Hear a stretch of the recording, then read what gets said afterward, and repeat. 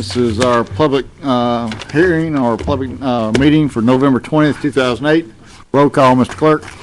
Yes, sir. Ms. Baker. Here. Cox. Here. Mr. Dominic. Here. Mr. Epperson. Here. Mr. Escaday. Mr. Jenkins. Present. Mr. Lynn. Here. Ms. Lynch. Ms. McCuck. Here. Mr. Pearson. Present. Mr. Smith. Here. Thibodeau. Or Mr. President. All right, if anyone has a phone, please turn it to silent. It won't interrupt us. And if you all would stand for Mr. Smith to do our invocation, Mr. Dominic to do our pledge.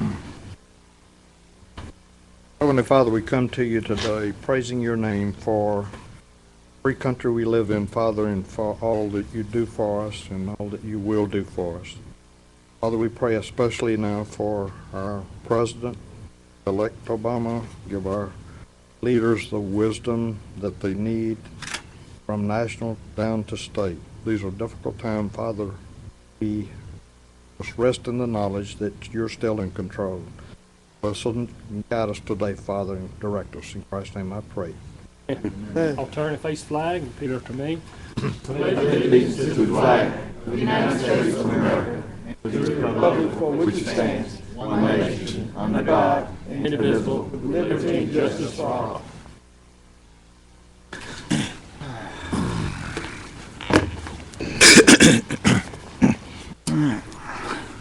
I thought you was telling me to have a prayer for me because we got a busy meeting. I was praying to you. Oh, okay.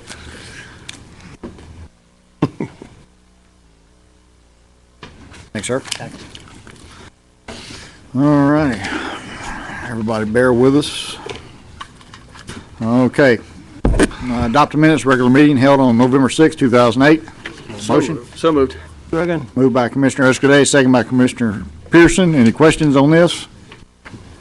If not, please vote.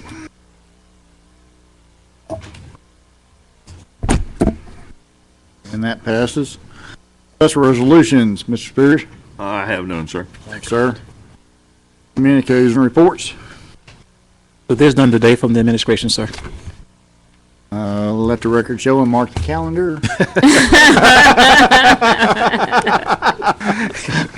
I was watching some of those hearings up on Capitol Hill, and they were getting on the three automakers pretty good, so, you know, I took a shot. That's it. All right. Make a motion to suspend the rules to allow visitors. With it. All right, we have a motion to suspend the rules by Commissioner Dominic, second by Commissioner Smith. Any questions? If not, please vote.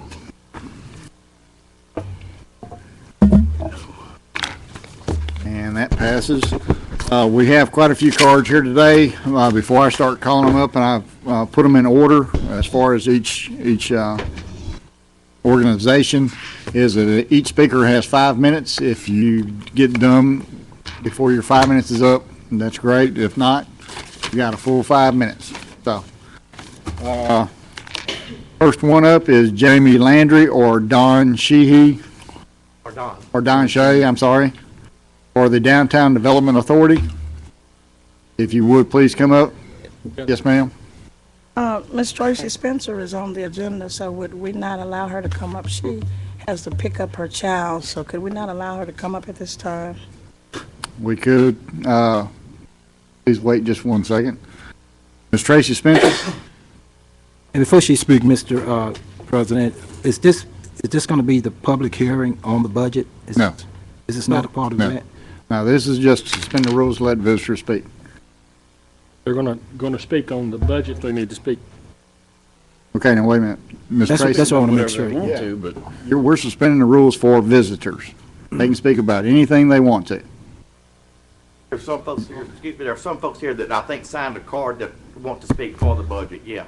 Yeah. And I don't know if they've gotten it confused as to speak now or to do the budget. Correct, I don't want to confuse those who are here for that We're purpose. not having a budget meeting Yeah. today. We're not having a This budget public- hearing today. This is not a This budget public hearing on the Yes, budget. public hearing. Not the budget hearing. Right. Okay. These are people who have filled out cards to address the commission. They can speak about the weather, the budget. Am I correct? Yeah, whatever Voluntary? they want that relates to government, Okay. parish government. Ms. Trey, is that good, Mr. Jenkins? Fine with me. To talk about the weather? Yes. It's pretty good today. State your name and address, please, ma'am. My name is Tracy Spencer. My address is 3601 West College, Shreveport, Louisiana, 71109. And I'm here to discuss appropriation request for the 2009 budget for Lake Life Development Center, which is the former YWCA, located at 700 Pier Avenue. Our program is, the request is to provide a senior health and wellness program. One of the reasons we came to the decision to provide this program is because it was already being provided in this community. There was quite a great deal of public outcry to continue this service when the previous administration of the building was concluding, and we want to continue to provide those services. Our senior health and wellness program will be very beneficial because in District 3 there are over 3,000 seniors that are eligible to participate in these services. What we will be providing is we provide seniors with transportation to the facility, and then they'll have an option of an aquatics program, which would include the water aerobics or fitness swimming, and then also social recreational activities. And then we're going to do health assessment, health education, and then we'll also provide a nutritious meal each day. And these programs will run Monday through Friday, and will run year-round. There are also, well, I know maybe some concern about other senior programs in the area, and there are currently at this time two programs, particularly meal programs. One at Lakeside Community Center, they're serving a maximum of 20 seniors per day. And then there is an additional one at Canaan Towers Apartment, that's a senior residential facility, and that program is not open to the general public. So there is plenty of seniors in that area, District 3, to support the program. The other thing that we'll do is we'll do health assessment for those seniors, and the way we'll do that is we're going to contract a nurse to come in when we intake those seniors, and she'll do a health assessment, weight, blood pressure, cholesterol levels, if they present with things like diabetes, obesity, and we'll do monthly assessments, and then at the end of 6 months, we'll compile that information to determine if we are having a positive. I'm sorry. You're fine. We'll compile that information to determine if we are having a positive effect on those out of that. Can the control room check the, That's a phone, that's somebody's phone. How long is it? okay, go ahead, ma'am. On my phone. No, you're good. Okay. Like I said, what we'll do is to determine whether or not we're having a positive impact on those seniors, we will do a biannual or every 6 months compilation of what we intake them at, and then we'll measure, like, are we actually having an effect on them? Is their weight changing? Are they maintaining their weight? Are they being healthy? Are they maintaining their independence? Are they having a requirement for skilled living facilities? Are they requiring to have a nurse come into their home? The goal for the program is so that they can maintain their health and their independence. And our impact is through prevention programs, which is health and wellness, and then also providing the daily meal for them. Our facility, we have an indoor heated pool, so therefore we can run programs, the aquatics year-round. And we also have classrooms where they can have their meal. We also have an outdoor area where they can do outdoor fitness things. And then we have a kitchen. We have a kitchen so that we can do the meal program. I know that this is a revised portion of the original grant that was submitted. Initially, we had a partnership to be able to provide the program with the Council on Aging for the meals, but due to some budget cuts that they're experiencing, we're going to provide the meals at our own expense. And then the other part of my proposal is about, again, the community and just the need for the program. Many of the people in this community, this community has often above average rates of obesity, diabetes, heart disease, sickle cell anemia, hypertension, and that's due to lack of exercise and lack of nutritious meals, and lack of access to facilities that will allow them to have programs that prevent these sorts of conditions. And with your help, we'll be able to provide those programs for them, and then also hopefully next year come back and report to you what the overall impact is, not only on those individuals, but on the community, because prevention programs reduce the need for high health care costs for the individual and for the community. And you only went 12 seconds over. Good. Okay. All righty. Thank you, ma'am. Thank you. That's- Well, we were going to get through all these, then do it. Our questions can come in under new business, and then we can all chime in, okay? Thank you, ma'am. Jamie, you will state your name, address, and the agency you're with, and you have 5 minutes, and if you see me do this, that means you got about 30 seconds. Janie Landry, Downtown Development Authority, 401 Edwards, Suite 205, Shreveport, 71101. Thank you for the opportunity to be here. We also, on behalf of the Downtown Development Authority, are presenting a request for funds. Abraham Lincoln once said, "Whatever you are, be a good one," and that's what the Downtown Development Authority, we try very diligently to provide excellent service on behalf of the citizens of Shreveport, Caddo Parish, and Northwest Louisiana. We are asking for assistance regarding our streetscape maintenance program. As the city and our efforts have been more successful in attracting people to downtown, particularly with the convention center, we have found that there is a demand for services, and our funds for streetscape, our cleaning, have been cut in recent years. I know you understand that when economic developers look at communities, they always want to come to the downtown development district. If you have a vibrant downtown district, your community is viewed as being a vibrant place to live. And so we try very hard to give a good first impression on behalf of Caddo Parish and the citizens of Shreveport. As I mentioned, our request is specifically to help us with purchase of some equipment for cleaning and for our streetscape crew.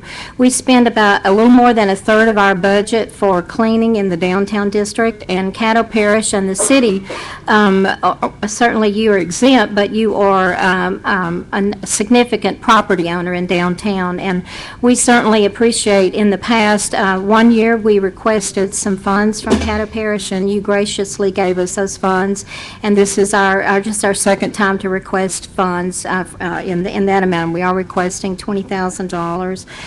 We believe that the anchors, the courthouse and government plaza are anchors in downtown, and you certainly attract visitors and patrons to downtown, and so our efforts are to try to provide cleaning as best as possible, and so we certainly appreciate the opportunity to make this request. Thank you. Okay. Thank you, ma'am.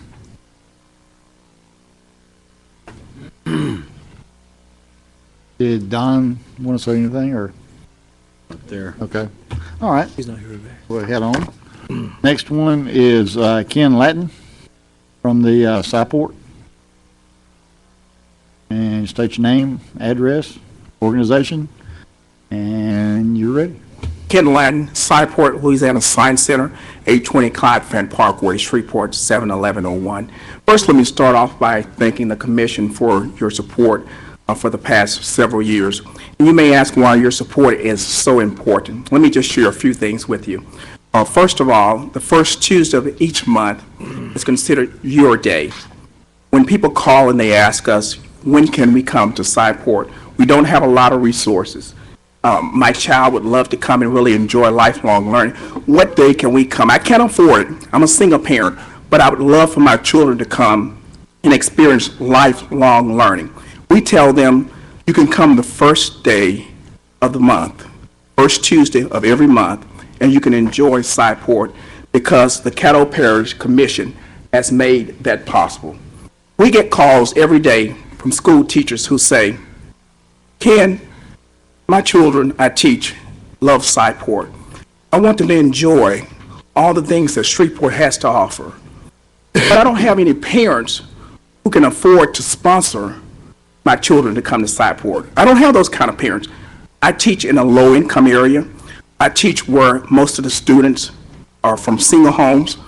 What day can I come where my children can learn more about science and math? What we tell them, you can come the first Tuesday of any month and enjoy a whole day at Sci-Port. Why? Because you all have made it possible. For that single mother who says that we don't get out of Shreveport much, but we hear so much about Sci-Port, I would love for my 3 children to come. I want them to be doctors. I want my child to go to medical school.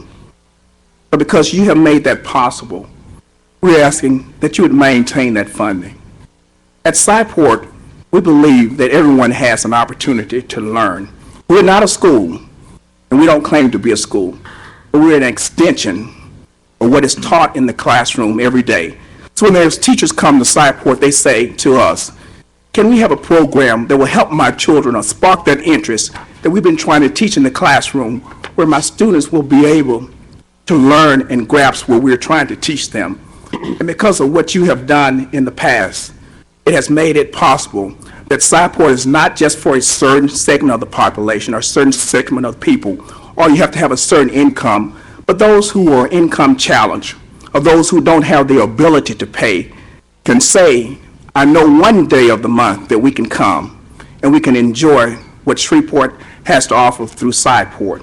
And so we're asking that you will continue to remember Sci-Port as you make plans for the future, because we are the future. When children come to Sci-Port, they learn. To you, it may seem like some people that it's a place where it's just a lot of fun and running around, but we're all about learning. We work with the school. I think if you may have a student guide or a teacher planner, what is called, we give those out to every school. We do about 20,000. And what's in those teacher guides, it has to do everything with the curriculum base.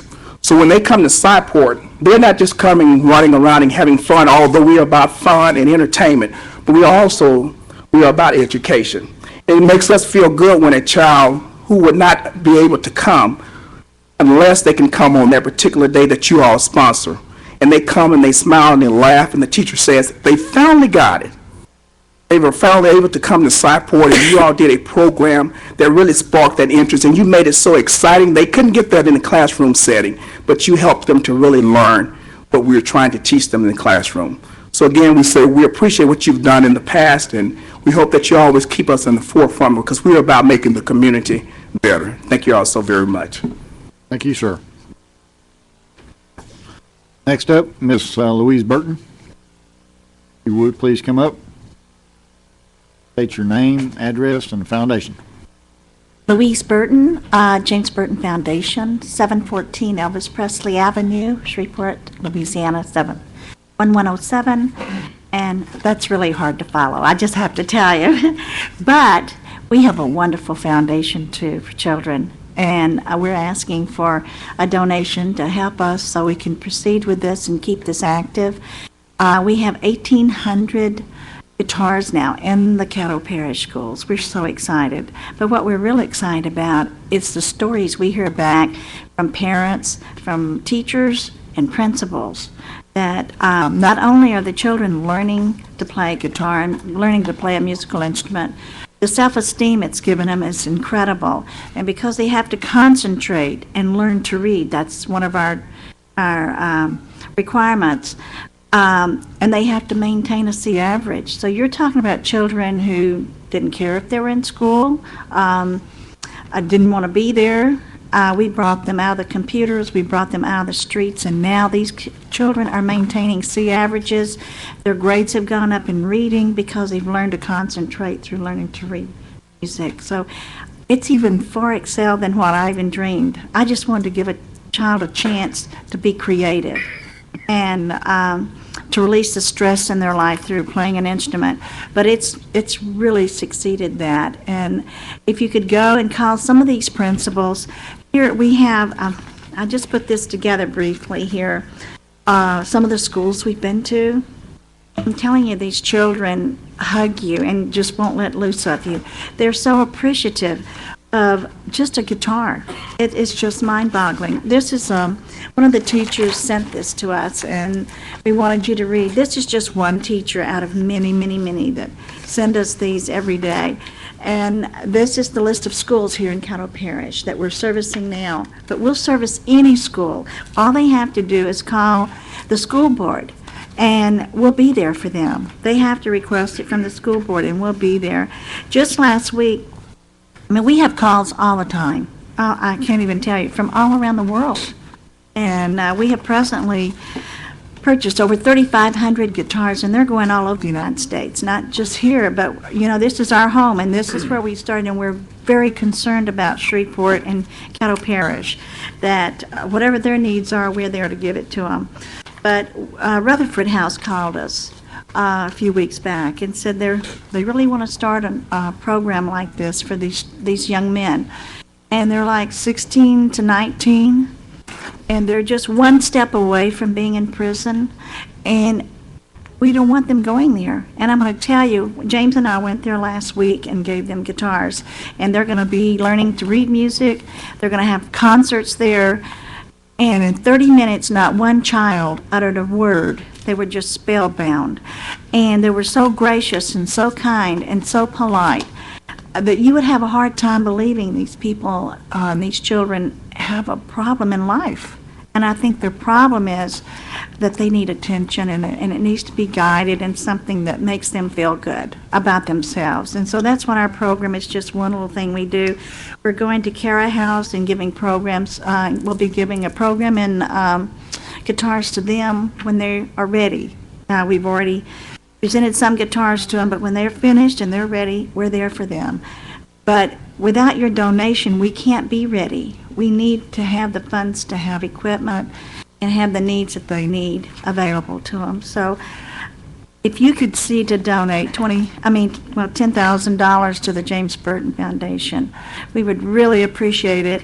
And anytime you want to come and see the foundation, see what we do, our doors are open to you. We'd just love it.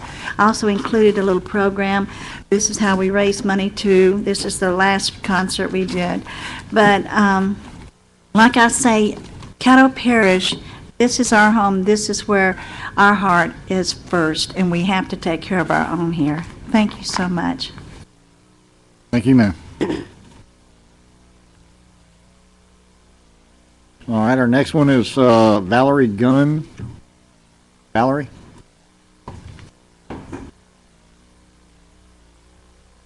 You have a Janet Gatlin?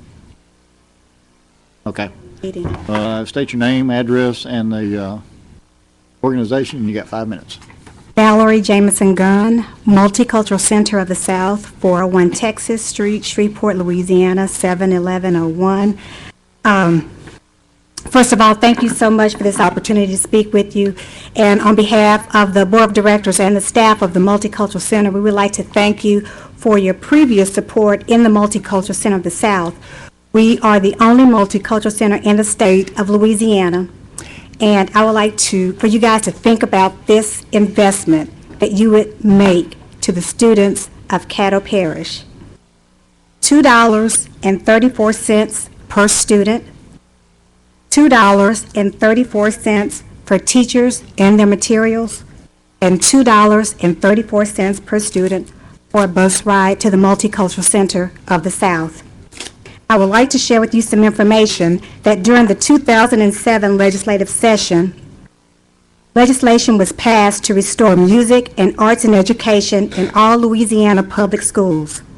Research shows that arts and education programs raise overall academic performance, reduce dropout rates, and improve standardized tests. This is from the Louisiana Department of Culture, Recreation, and Tourism. So our request is to allow these funds to subsidize for the cost for students, teachers, and the bus ride to come to the Multicultural Center of the South free. These students will get a chance to walk through our 52,000 square foot facility and tie back in the cultural experiences of what the students are studying at that time. The students will have the opportunity to see cultural artifacts from around the world. They'll get a chance to hear sounds from those cultures, and they'll get a chance to just experience some other opportunities that they're not afforded. So I would like for you to continue your support in the multicultural of the South by investing back into our students. Thank you. Thank you, ma'am.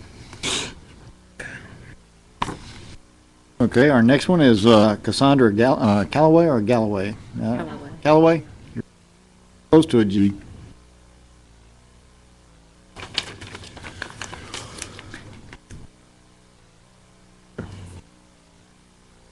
And if you would, state your name, address, and the agency, and you have 5 minutes. Good afternoon. My name is Cassandra Callaway. I'm with Shreveport Green, 3625 Southern Avenue, Shreveport, Louisiana, 71104. First of all, I want to say thank you for allowing me to speak to you briefly, to give you a little synopsis of what we do at Shreveport Green, and hopefully why you should invest in us for your appropriation requests in 2009. Shreveport Green is about 18 years old. We are a nonprofit organization dedicated to improving the environment in various communities in Shreveport. For the past 18 years, Shreveport Green has provided environmental education and training to our citizens to improve our quality of life.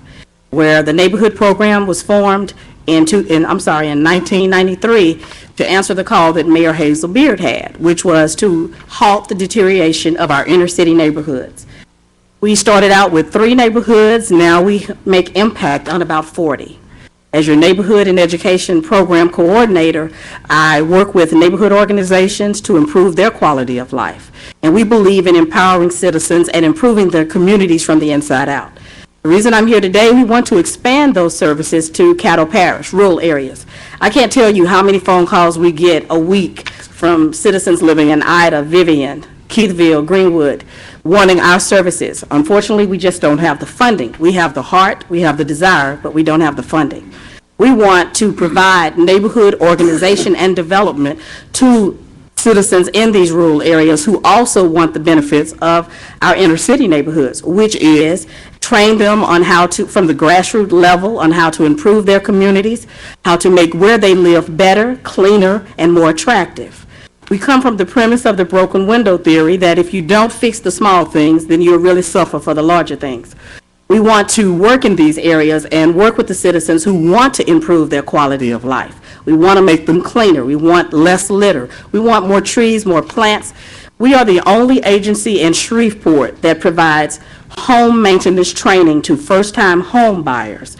Everybody's training them how to get into homes, but nobody's teaching them how to stay there. The properties are well kept thanks to us providing that education to first-time homeowners. We also train renters on how to maintain their premises, so hopefully they'll become new homeowners and maintain their premises better. I'm sure it's no secret to you that most of our problems in Shreveport and Caddo Parish are from rental properties. I believe people do what they know. If they don't know any better, they don't do any better. That's where we come in. We teach them how to keep their yards maintained well and pristine, how to take care of the houses they live in until they move into the house they want to own. We train landlords to stop them from being slumlords, which are also part of the problem. We want better housing. But when we get in those houses, we want them to be maintained properly. So we want to further our mission to train people, teach people, promote people, and empower people to take better care of their neighborhoods, their communities, their lots, their acreage, and where they live. As you all know, that homes are the most important investment in any community. Once your homes start going down, the neighborhoods start going down, or the communities or the rural areas start going down. So we are seeking $25,000 from you to provide programs and services to the call that we get every day who want us to improve where they live. No, we will not go in and save them. We will teach them how to do that for themselves. If you have any questions, I'd love to entertain them. Can't do it right now. Thank you so much. Okay. I did go out of order. I had a Harry Thomas, and I apologize for that.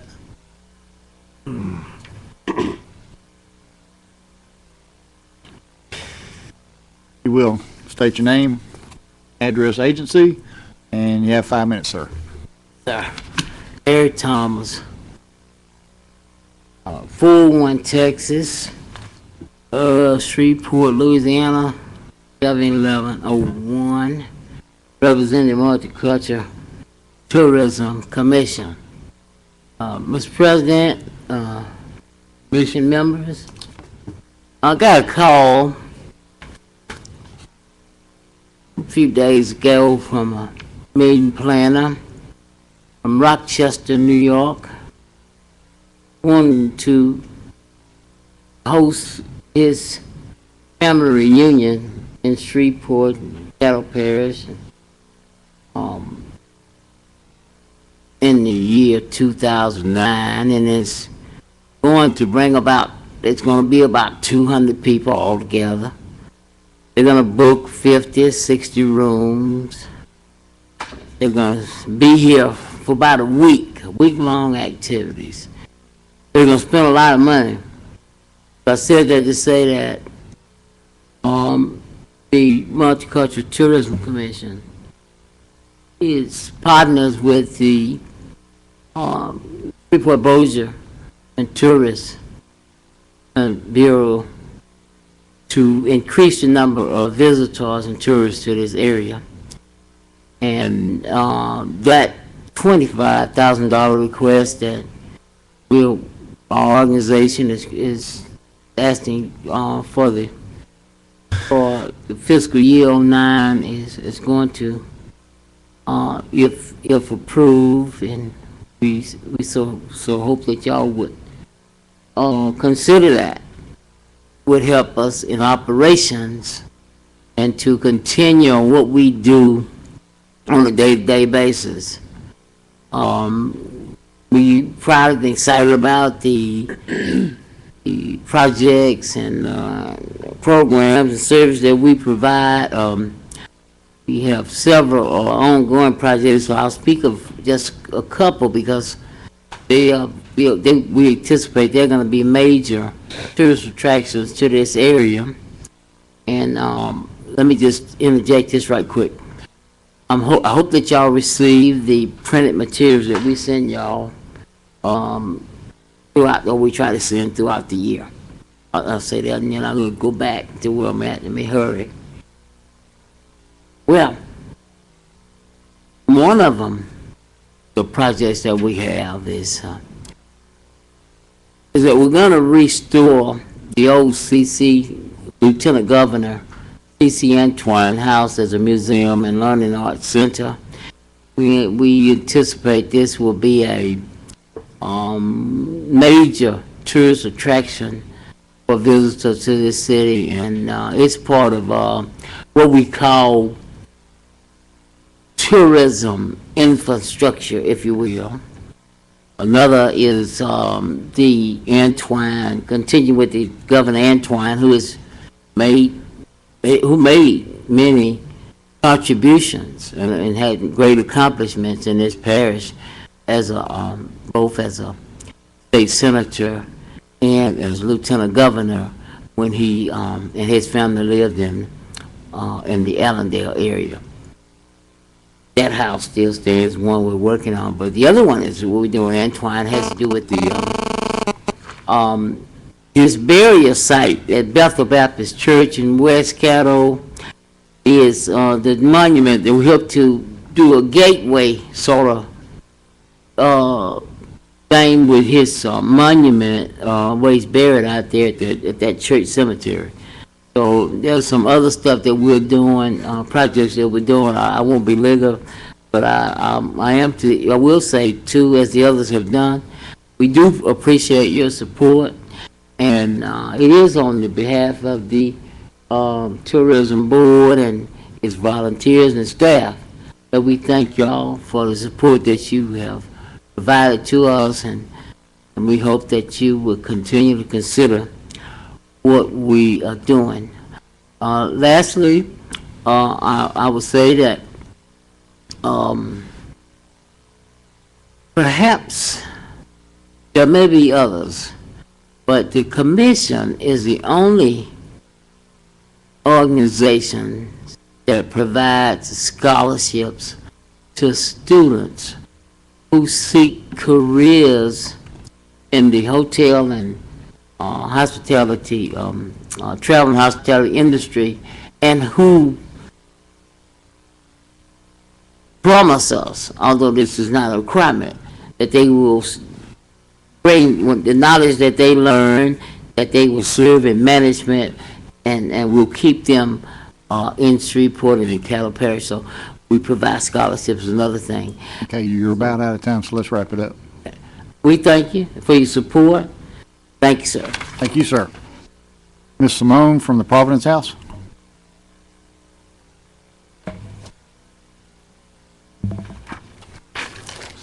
And state your name, address, agency, and you have 5 minutes, ma'am. Thank you. Simone Hennessy, Providence House, 814 Cotton, Shreveport, 71101. I'm the executive director, and I want to thank first all of you commissioners who give of your time so freely and in support of Caddo Parish and the many great organizations that are also here today. I have to say that our children and families have enjoyed the Multicultural Center, Cyport, and I think James Burton has also donated guitars to our children as well. I am here in request of $25,000 for the initial and beginning of a domestic violence and safe house program in Caddo Parish. As you know, Providence House is a residential development center for homeless families with children. We are the largest residential center for homeless families in the state of Louisiana, and we provide the only homeless child development center in the state of Louisiana. Today, we serve 65 families with children, and that 65 families typically includes about 70 adults and 125 children. In the last year, we have seen a dramatic change in the number of families that are coming from domestic violence at Providence House. Certainly, unfortunately for the YWCA, having some financial difficulties. About a year and a half ago, we started seeing an uptick in the number of domestic violence families that were being brought to us by the police, referred by the Y, as they are reporting that they're full most of the time. Typically, we have always served domestic violence families as a referral from the Y, but always it has been on the back end. Once they've been stabilized and once they have are ready to look at ways for them to get their lives back together, they come to Providence House. Today, we have 64 families in our program. 42% of those families have presented as domestic violence up front. These families are displacing other homeless families that we also serve. So based on the need in the community, we are suggesting and we are getting ready to open a domestic violence and safe house program here in our community. This will be the largest domestic violence and safe house program in the state of Louisiana. We will have over 100 beds, serve about 24 families, and that also includes the Y continuing the work that they are currently doing. This year alone, we have turned away 990 families that wanted to come in to Providence House. We typically turn away 250 to 300. This is a 155% increase in the number of families, and it has been due almost totally to the incidence of domestic violence. 64% of the families that we serve, of the people we serve, are children. These children are going to grow up to be exactly like their parents. So therefore, we have to work with a sense of urgency to get families off the street and to provide them with an avenue to have productive lives, become taxpayers within our community. So I am requesting from you $25,000 that will be helpful us be the initial startup of this particular program. We have 76% of our funding already in hand. And so we respectfully request your support in our ability to do this. Thank you. Thank you, ma'am. Tracy Spencer. She's first. She's one to talk. You just sit there. No, you did fine the Well, first she'll time. come again. You want her to come again? No, that's okay. Denise Everett? Dennis? Dennis? Lakeview Community Development? And while you're on, Denise Everett, Read without my glasses. Glasses down, huh? chairperson, while you're on, Denise Everett, Pastor Everett was fortunate enough to have his firstborn, Denise Everett, graduate from Louisiana Tech University on yesterday. Oh, Marketing. yeah. Yeah, congratulations. Congratulations, Pastor. I hadn't Congratulations. talked with you. Still in your pocket. Take that from me. The fun is only beginning. Name, address, and agency. 5 minutes. Dennis R. Everett Sr., 700 Pier Avenue, Shreveport, Lake Life Development Center. Let me express, first of all, my gratitude for the privilege to be able to share with you today the possibility of partnering with the Commission to provide these much-needed services in District 3. Tracy did a great job in giving a synopsis of basically what we're going to do with seniors. But I wanted also to just give you some background about who we are. Of course, our parent organization is Lake Bethlehem Baptist Church, 140 years old. Of course, we have a separate 501c3 through which we provide social services in the community. We do have a residential facility for runaway girls. We have a couple of facilities for drug rehab. We have clothing, food. We provide a lot of services. Of course, the facility on Pier Avenue was a significant. We put a lot of money into this facility, and it is not for our church. But if we wanted to do it for the church, we could have built it on our property. But we did it because we realized our responsibility to serve the needs of all of Shreveport. It is a wonderful opportunity for you to help us to provide these much-needed services. We know that Caddo Council on Aging provides meals, many of them in the home. But this is added when we can actually bring them to the facility. And we are not limited just to those seniors that we can feed, but it is open to all seniors throughout the community can come, all of Shreveport, in fact, they can come. It is a 20,000 square foot facility. I understand that it is the only heated swimming pool, I know in the district, but I think perhaps in Shreveport in this area. And we want to be able to provide these services. And if you will help us with the funds that we're asking for, we feel that we're going to be able to make a significant impact on the quality of living for seniors in that area. I do have some training in gerontology, and one of the things that we know is that elderly people, when they do not have opportunities to leave their homes, sometimes of loneliness and just dementia, but sometimes they begin to drink, and many of them are going to casinos and a lot of other things because they're just looking for something to do. So I would ask that you would certainly consider us this year to help us get this program off the ground and to provide these needed services. Thank you. Thank you, sir. And I am out of cards. So, Go back in the regular session. without exception. Public hearing on zoning, Mr. Spears. Yes, sir. You got zoning case P1608, ordinance 4884.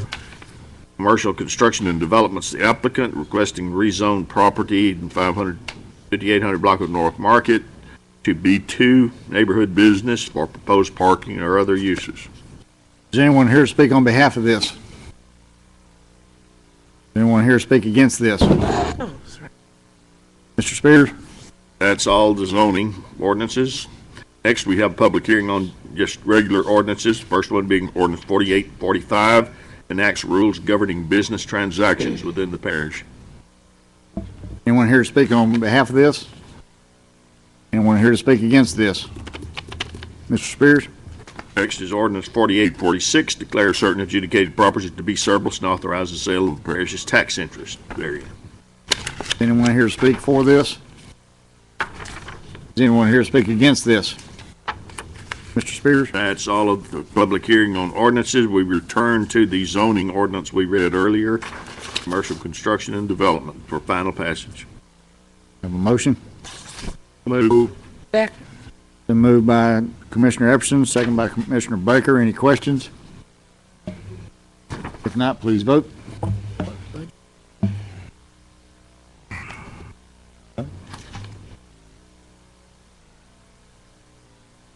Oh, well, by golly, he did miss it.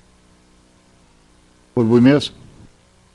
I heard Public you. hearing on the operating and capital improvements budget, which is, I suppose, what we Oh, that's on. basically did. Okay, scratch that vote. Sorry. It didn't come up. But you It didn't come up anyway. specifically have the public hearing on the ordinances themselves. Okay, so we did, Whoa. wait a minute, What did we miss? back up and tell me again. Look after Tracy Spencer, read that right there, public hearing on operating capital improvements budget. Okay. No, okay. Yeah. Yes, sir. I'd like to make a motion that we move this portion to the end of our agenda since we've started. Yes, sir. Well, and I'll apologize to each commissioner. I was going to make a motion to expand the agenda to discuss budget items anyway. So that'll fit in just right. How's that? Thanks, sir.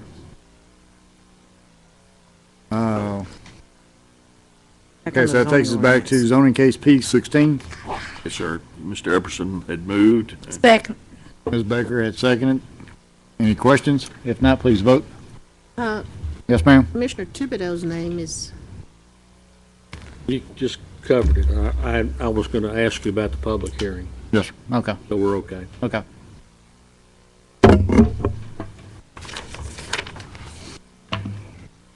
And that passes. Next, Mr. Spears. Sir, the ordinances, back, return to them for the final passage, ordinance 4845, enacts rules governing business transactions. Been moved by Commissioner Dominic, second by Commissioner Pearson. Any questions? If not, please vote.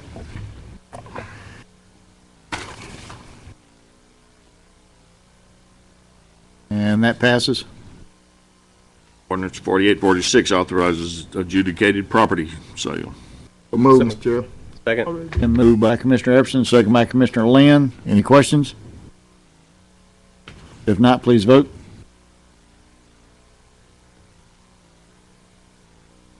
And that passes. Mr. Spears? Next, you have a group of ordinances for introduction by title, which I'll read. Ordinance 4847 amends your debt service fund budget in the amount of $10 million for general obligation bonds for the year 2008. Ordinance 4848 amends your detention facilities fund budget in the amount of $450,000 for various expenditure items for 2008. Ordinance 4849 amends your capital outlay, juvenile justice, criminal justice, public works fund, riverboat fund, solid waste fund to terminate completed or lapsed capital projects for the year 2008. Ordinance 4850 declares certain adjudicated properties to be surplus and authorizes the sale of the parish's tax interest therein. Ordinance 4851 authorizes acceptance of an irrevocable donation of certain property located in the parish from OSL Properties. And Ordinance 4852 authorizes the administrator to execute an act of donation of adjudicated property in the parish to triumph the church and kingdom of God in Christ. Work session minutes, November 3rd. ratify works, make a motion to ratify the work session minutes of November 3rd. Okay, we have a motion by Commissioner Lynch, second by Commissioner Baker. Any questions? Not, please vote.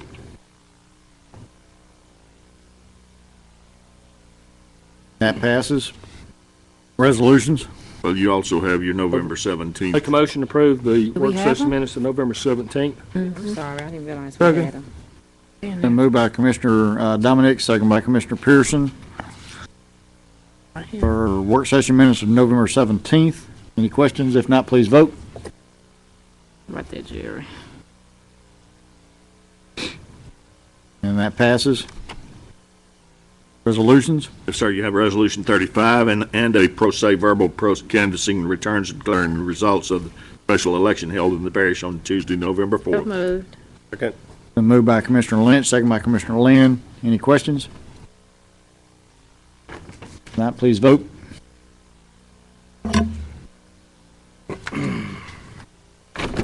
I guess the medicine that had me hyper on Monday's Hey, got it's my not- eyes going on Thursday. Oh, I'm up here doing this. Okay, old business, Mr. Spears. Have none, sir, on the agenda. Okay, under new business, the chair would like to make a motion to expand the agenda to talk about the budget items. If I can get a second. Second. Been moved by the chair, second by Commissioner Smith. If everyone please would vote to expand the agenda.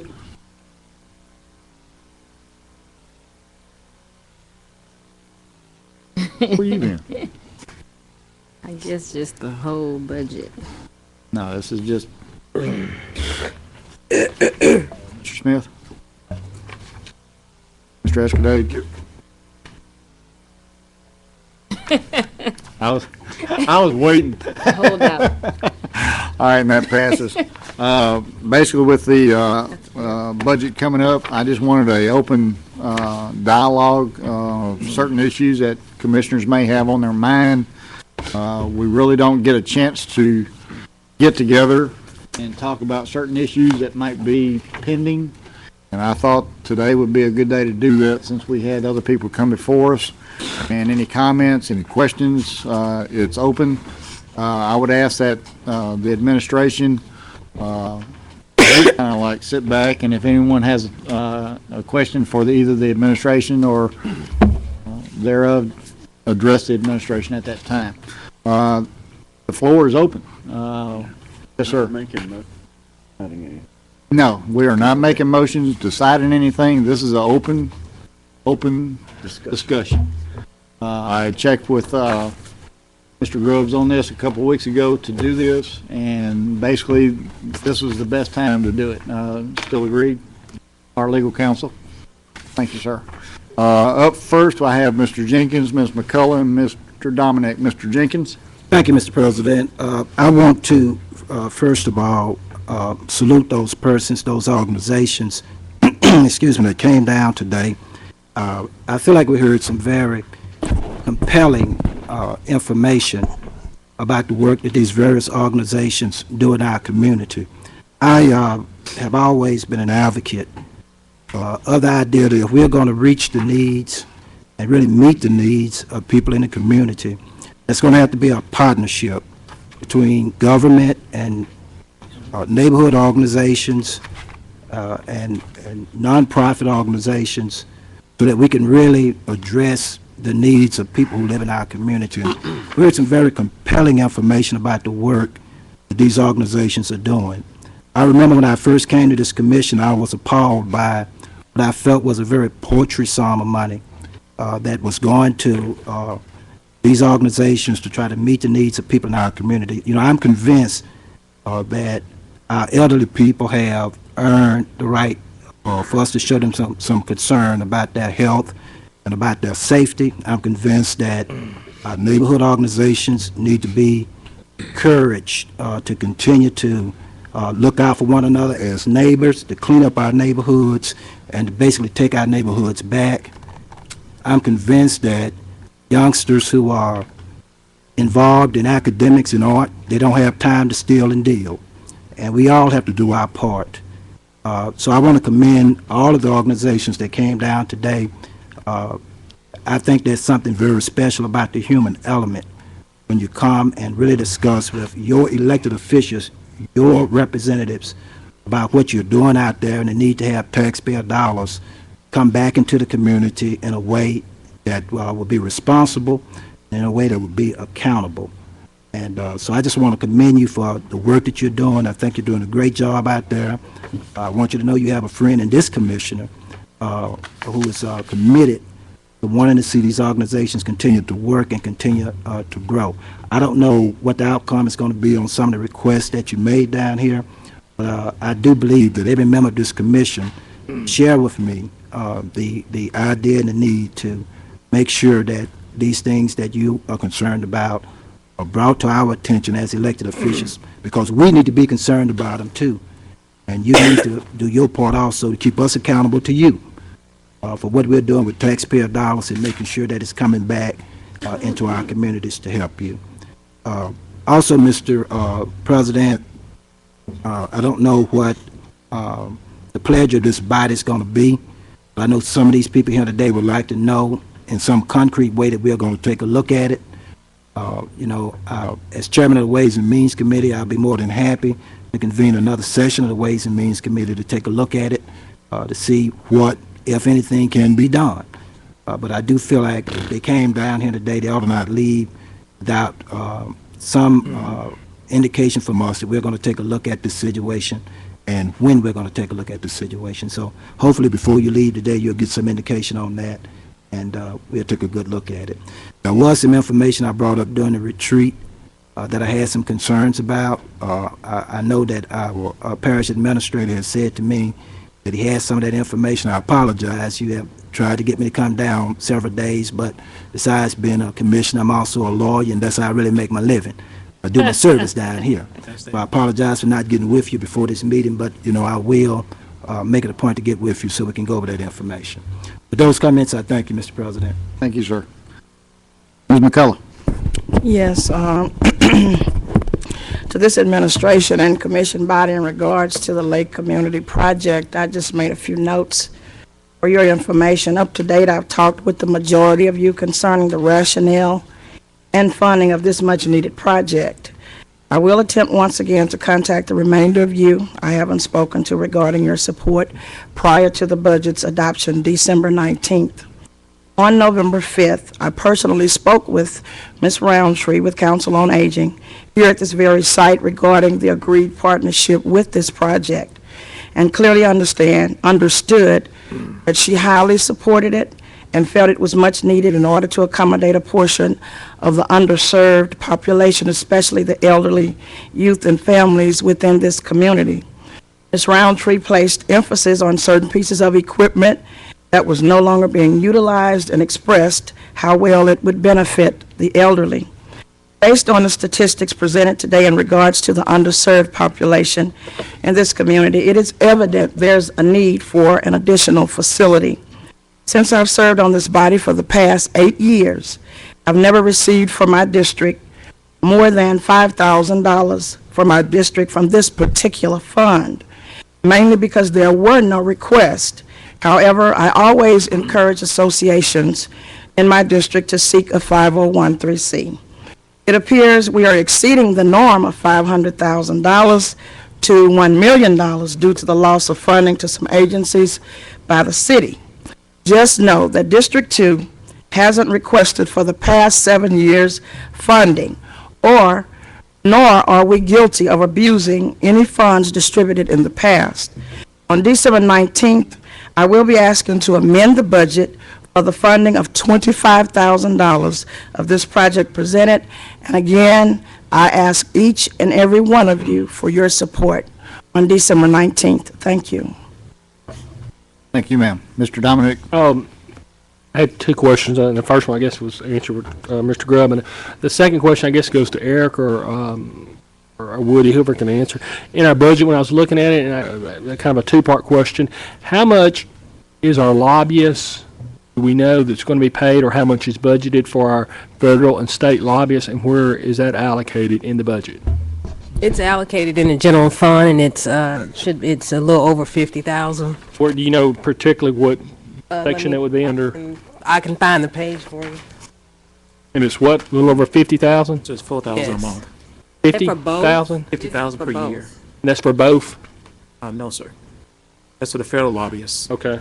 The state lobby get paid by the hour. That's about. Where's it in the budget? It's on page 11. It's called the Governmental Relations Coordinator under Statutory Appropriations. 4352 is the account number. What is the letter? What page? Page E11. E11? In the general fund. Yes, sir. Give me 1 second. I was just And what is it exactly called then? Governmental Relations Coordinator. It's under 180 statutory appropriations, account 4352. We're budgeting 55,000. We just Okay. care. Okay, thank you. Mr. Dominic, to complete the answer to the question, no, the state lobbyist is paid on an hourly rate pursuant to a written contract which comes up for renewal January of every year, and I think I think this was heard by the Ways and Means, by the Policies and Procedures Committee last year involving the state lobbyist. That contract will be up for renewal again in January. Is her salary in the budget at this time or somewhere? It is. We budget that in professional services under administration on page E7. How much was that, do you know? Or I guess it's The total budget for professional services is 35,000, but Okay. that's for all professional I services. understand. Thank you. Okay. I have Mr. Lynn, then Mr. Smith. Mr. Lynn? My question is directed, or at least my first question, towards Mr. Kirkland. In meeting with all the master planning, and I've come to all the meetings, or as many as I was able to make, and I know that we handle the parish, or what's proposed so far is the amount funded of 400,000 is proposed for the parish, not as a whole, but just the 5 miles outside the city limits, the district that the MPC covers. I'm wondering if we can get a line item purchase agreement for this master plan, in that what exactly do we get dollar for dollar as a parish for this $400,000?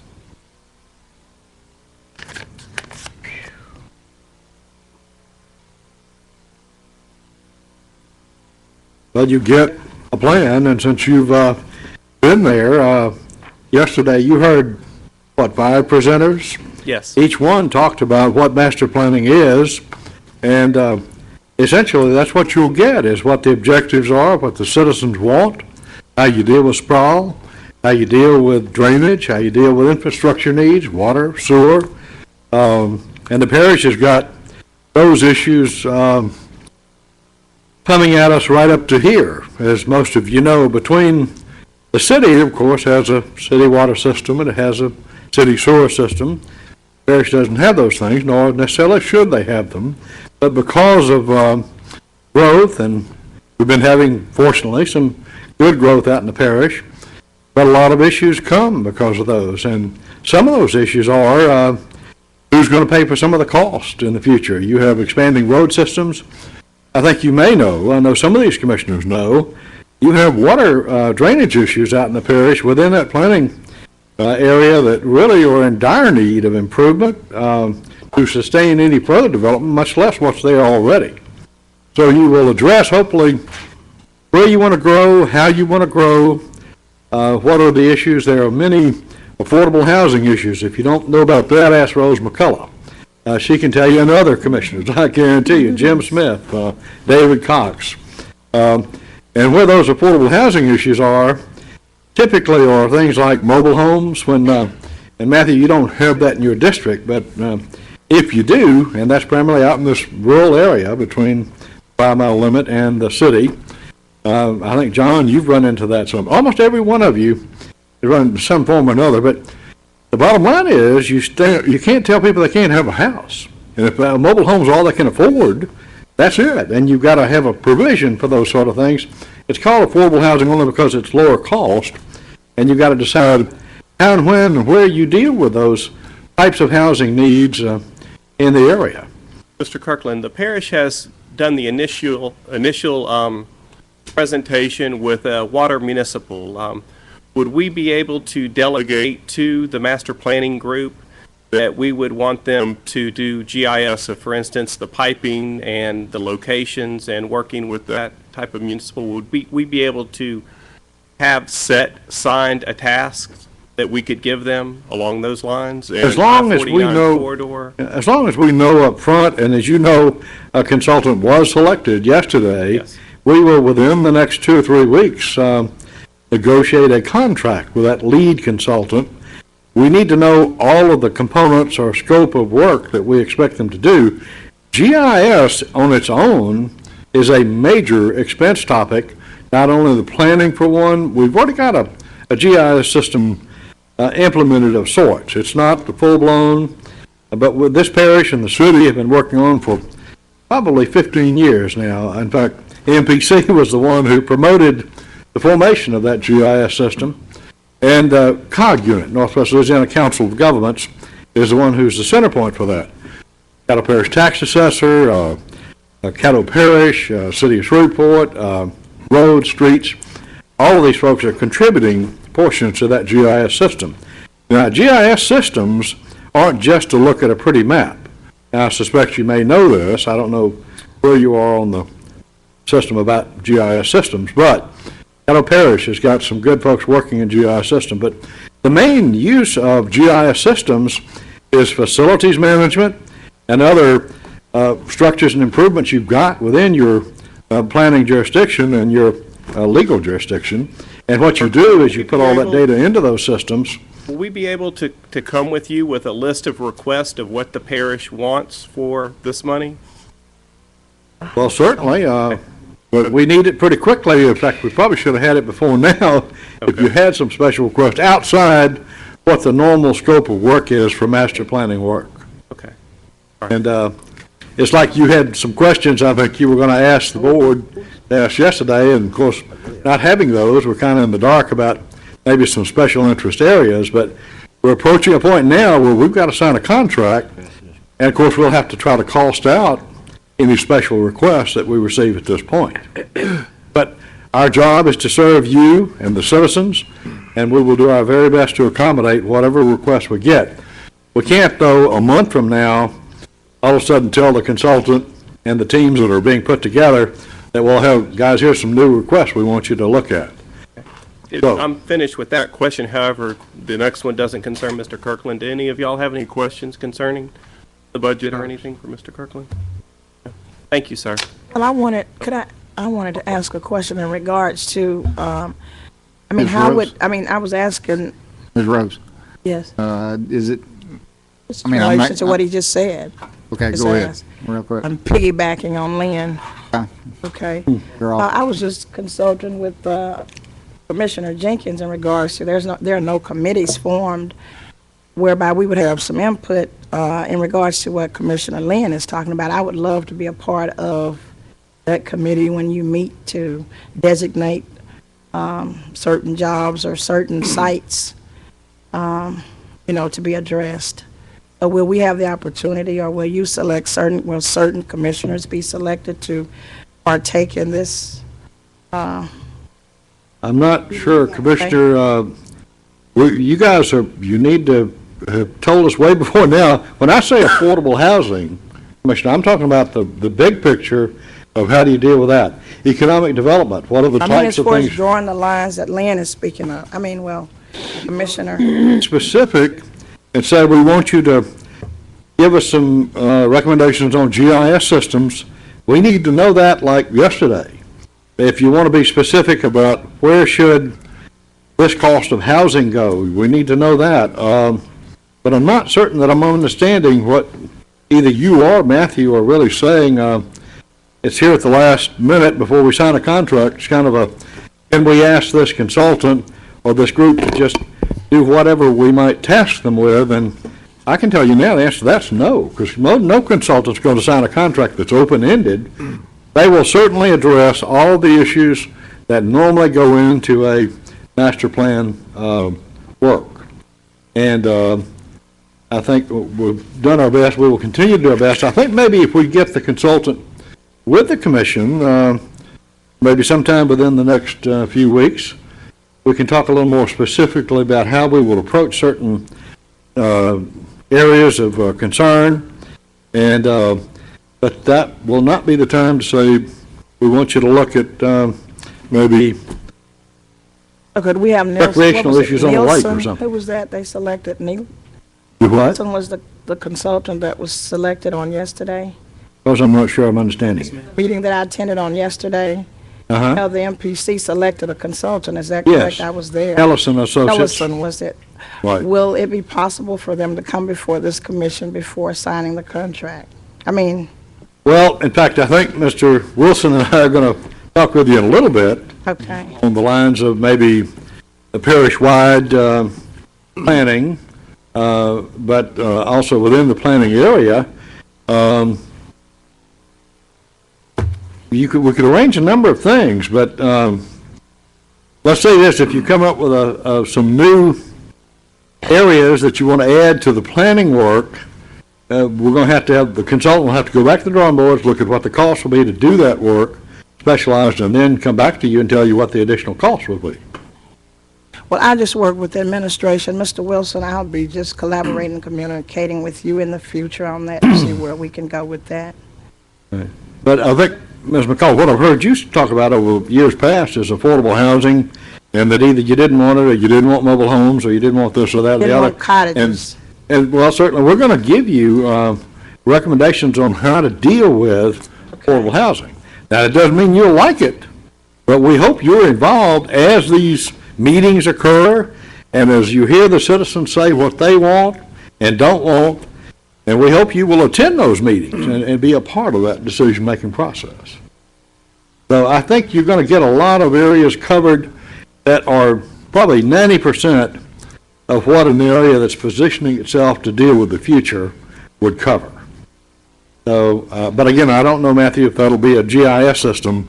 I can almost tell you it won't, because that is such a specific area of work and product that we've been working on it, like I said, for at least 15 years here in Shreveport, Caddo Parish.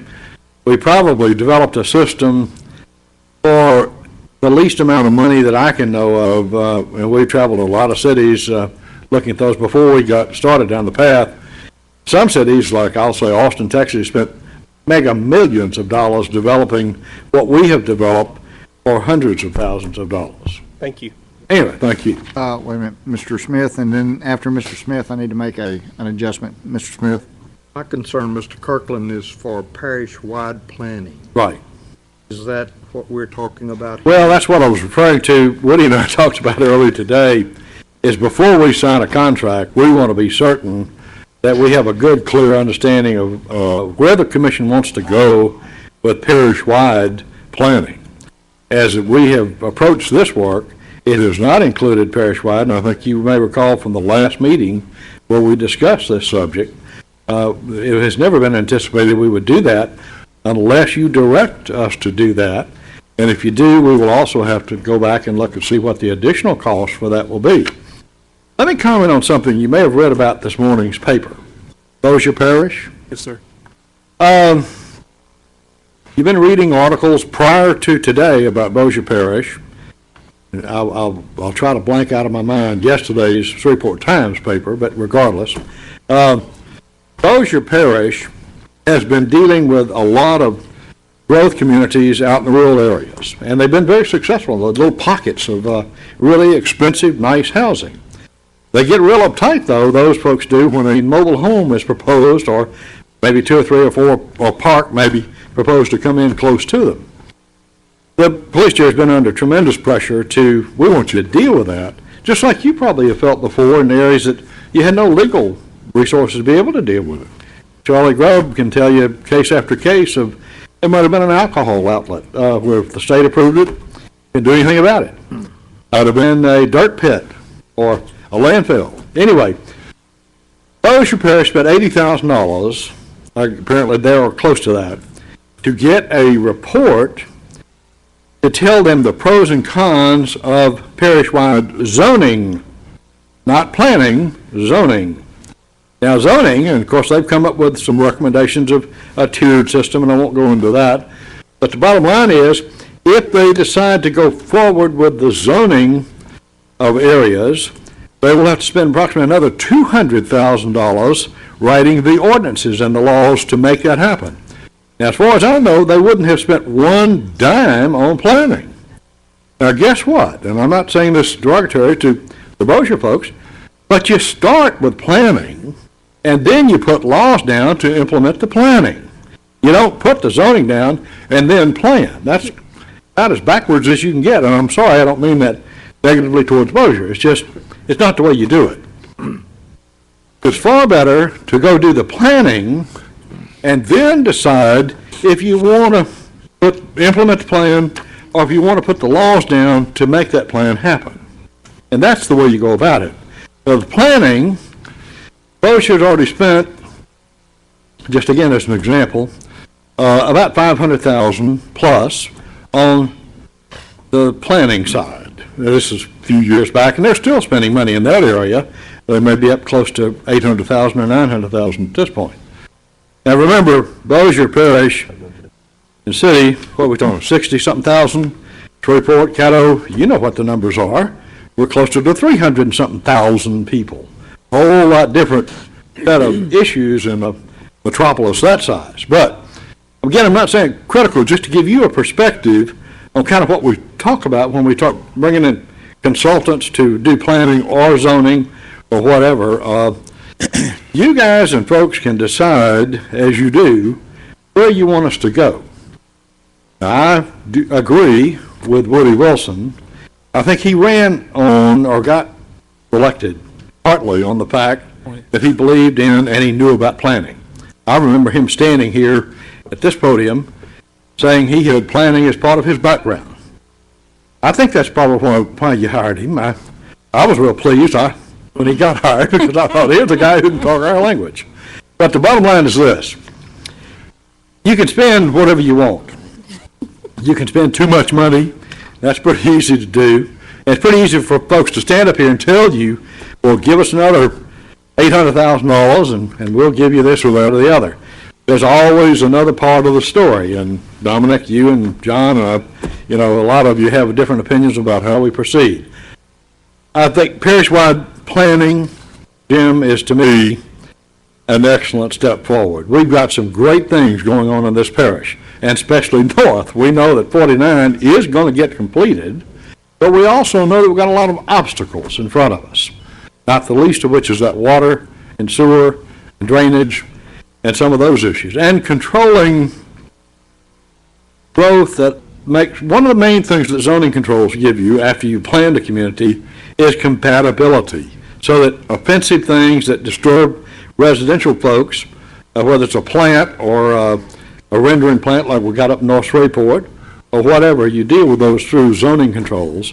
But you got to first lay out what your objectives are. What do you want to be? What do our people want us to be?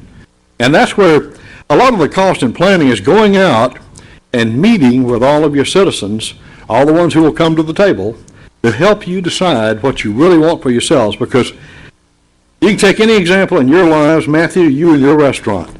You didn't get there overnight just because, well, I think I'll do a restaurant tomorrow. And then you get into, what is my plan for that? Who are my customers? How much am I going to spend on it? We all do planning just to, in our lives or different places. Your church, Lindora, as you know, it wouldn't be where it is today if it wasn't for the planning that went into serving people that want to come there and be a part of that team. Ken, I can take every one of you. I know, like you have done this with the school board and with other areas that you're involved in. So you all are exposed to it. It's just that we haven't really, I don't think, thought about the parish-wide approach as much as we probably could. And we can, but that doesn't mean, Dominic, that you're going to have citizens necessarily wanting your head just because you talk about what might be good. In fact, some of them would probably thank you later if that planning revealed, guys, we got some issues we got to deal with before we can let more growth come in or more housing happen. Because then after the fact, you're going to hear those citizens standing up here in front of you saying, bail me out. Y'all come pay for it. You're my government. You got my tax money. You come pay for my problems and fixing them. Now, that's after the fact. Far better to react before the fact. Now, I get off my soapbox, Woody. We went too far, but you know that by now. 6:30. There was a clarification question from the administration, so I'm going to let him ask you real quick. Yeah, Charles, I just, Commissioner, I did send you all a letter maybe a couple of weeks ago requesting that you come to some consensus on where we want to take this planning issue with respect to the master plan. The administration is in no way advocating zoning. We are asking that we consider the entire parish in the planning process so that we can know what the future parish should look like. And while we are orchestrating and mobilizing all this effort towards planning, let's not do half of it, let's do all of it. Because you're going to do it the MPC area, which will include the half of the folks out of the city limit, you can leave out a whole another half if we don't consider them, and they should have a voice. Will it be the same status quo? They need to have that voice to tell us what they want us to do. But we need the commission board to tell us where we want to go with this. And that's the holdup, because we'll be signing a contract in a couple of weeks, so we need that answer. Thank you. Parish-wide planning. Thank you, Mr. Kirkland. Thank you. More unrelated to that. Well, okay, can I come back to that since you're through with Right MPC? ahead. I've been informed, and we've had some of our guests that stayed around. We appreciate y'all staying. But since my glasses didn't work, I'd like to suspend the new business for right now and go back, if I can get a second. So moved. It's been moved and second without exception, or we need to go back to the public hearing of operating and capital improvement budget for 2009. And basically, from my attorney that has said that we just need to recognize that this was on the agenda today, correct? I think for the record, Mr. President, my recommendation would be to declare the public hearing on the operating and capital budgets open and see if there are any further comments from the public. This is a requirement of your charter before you adopt not just the budget ordinances, but any ordinance, and so far, there's not been a public hearing on the record for these budget ordinances. So besides the ones who have already spoken, if there's any other person in the chambers as of right now that would like to speak on budget items, come up.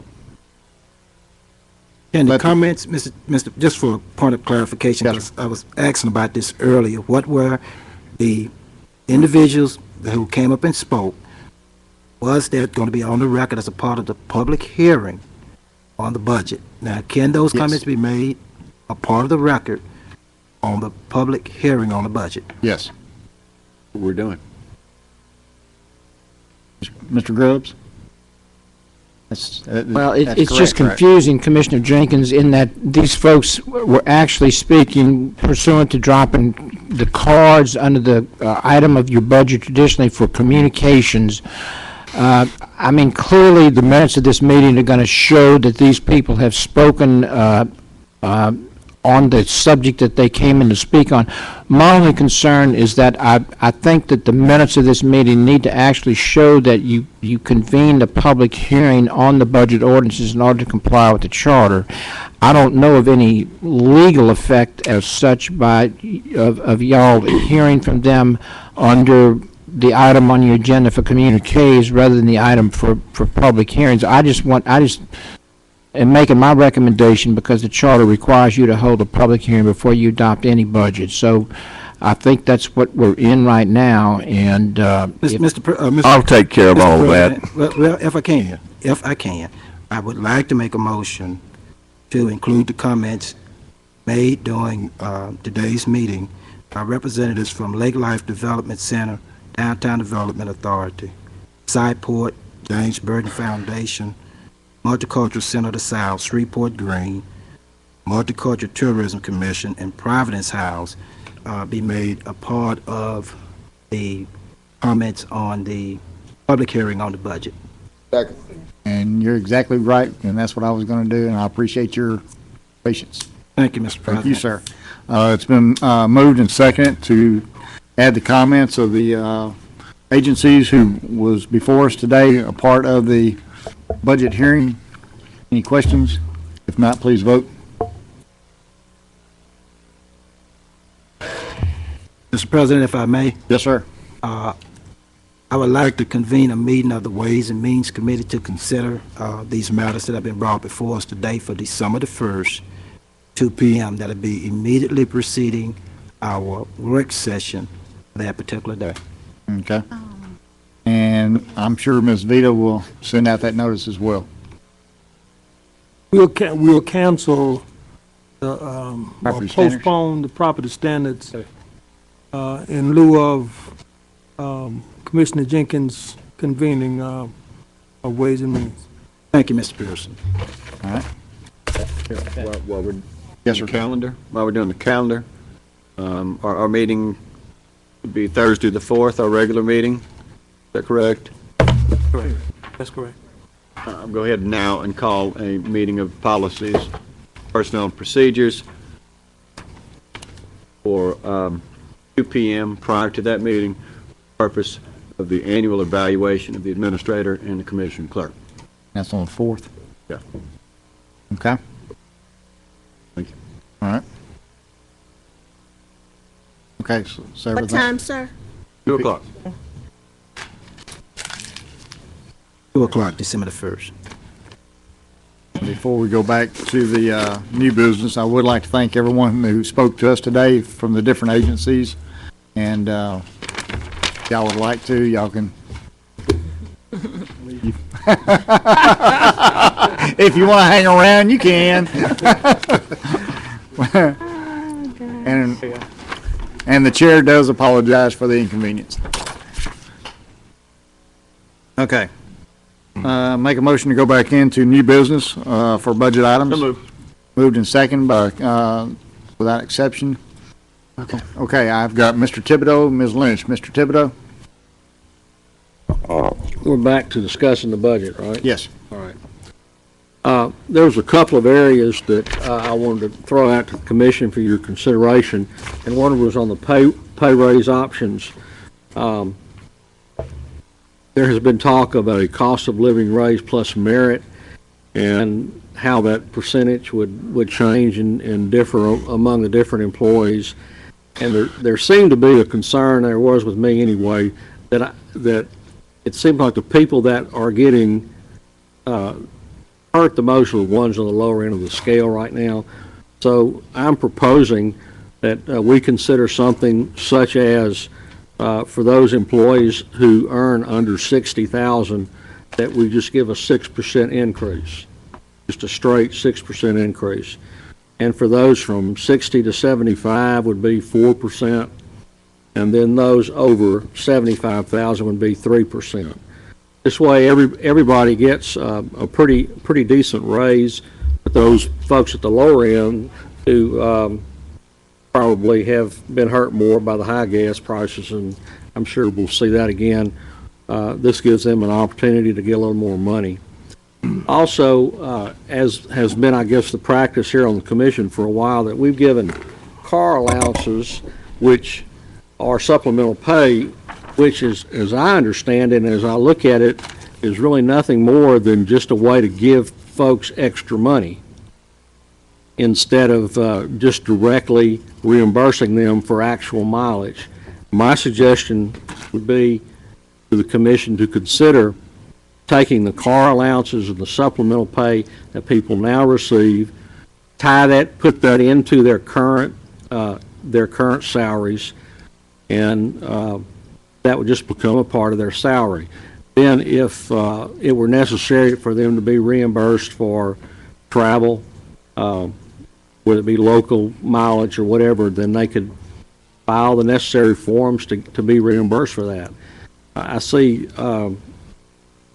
this way that money would, number one, it's good for the employer because it takes that $5,500 or so, and at the end of 2009, it would become part of their retirement. Instead of right now, it's not part of the retirement. Retirement's not paid on as I understand it, on car allowance and supplemental pay. Now, this would not take money away from anybody, but it would just make it a permanent part of their salary. And when we go out to employ people, if we need to bump up their salary because they're such good people, and that's the only way we're going to get them there, then that's what we need to do, and not play games with supplemental pay. That's the way I see it. The increases that would be, if we went with something like this, the percentage of increase that would be given those people who now have supplemental pay, the increase amount would go on their current salary, and any additional increases, say for 2010, would therefore would include the car allowance and/or supplemental pay. So I'm just asking the the commission to consider this. I think this is a good way for everybody to get a decent raise, but to give a little more money to the people at the lower end. Can you repeat the figures? Under 60,000 would be a straight 6%. 60 to 75 would be 4%. And over 75 would be 3%. Thank you. That's all I have. Okay. Ms. Lynch? Yes, I wanted to ask and I guess suggest to you, President Cox, that we consider either putting it with the current committee or having an ad hoc committee to consider the parish-wide planning or any other scope of work that the commission wants to include in the master plan. Just my concern is that we're not paying $400,000 for a master plan to nowhere. Okay, we've put money in for the SB land study and probably several more studies over the years, and they're just sitting somewhere collecting dust. I think we need to be intentional this time in making sure that we get that we get the most, I think we're on the same page, Mr. Kirkland, right, that we get the most bang for our buck of this $400,000. And so I would hope, that this committee would give direction to our administrator to make a decision as far as the parish-wide zoning or any other scope of work that we think that we should consider that's going to be a benefit to the citizens of Caddo Parish. And so that's just my suggestion. I would, I mean, $400,000 is a 5-mile radius. Right. Out from the city limits to From the city 5 limits miles to the out, 5-mile radius. excluding incorporated municipalities. Exactly, like. They have their own charters. Like God's country up there. Well, no, you're going only five miles out. You're not getting into God's country yet. That's about 200 square miles. Okay. For an idea in our geographic area. And I think, as I appreciated that may, I mean, could there additional expenses could be incurred to get what we want, and so, that's a who's really going to consideration. control that ultimately? Us. People sitting around this table. Exactly, and that's. We're going to decide if you like, but now what you're going to hear, this plan is going to be citizen-driven. I understand. What you're going to hear are what the citizens want, not what some special interests want, or what some, say, a self-anointed official wants. You're going to hear what the citizens want. It'll be up to you as to whether you want to implement that. Right. We're going to do, though, and we hope we'll do, is we hope our citizens will continue to come to meetings like this one and remind you of what they've said, as if you need a reminder. Now, I think some of you don't need a reminder. You're going to remember, I know, Stephanie, you do. You're going to remember what your citizens say, and you're going to do your very best to go by what their wishes are. Right. Next time you run for office, we finish this plan within the planning limits area. And frankly, as Woody and I were talking earlier, the majority of your citizens are within this area anyway. In fact, 8 of you or so are more city than you are rural. Anyway, bottom line is, you're going to know what they're thinking, what they're saying, and what they want. If we do our job right, they're not going to forget what they've said. Now, the plans that are sitting on shelves and gathering dust and frankly should have been thrown out years ago, you know what most of those were?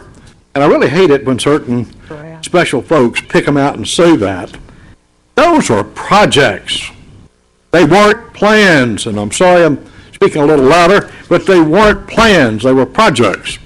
They were zoos. They were parks. They were art centers. They were down here in the bayou. Bond issues were put before the public. Public denied those bond issues. Those are the plans, for the most part, that have failed.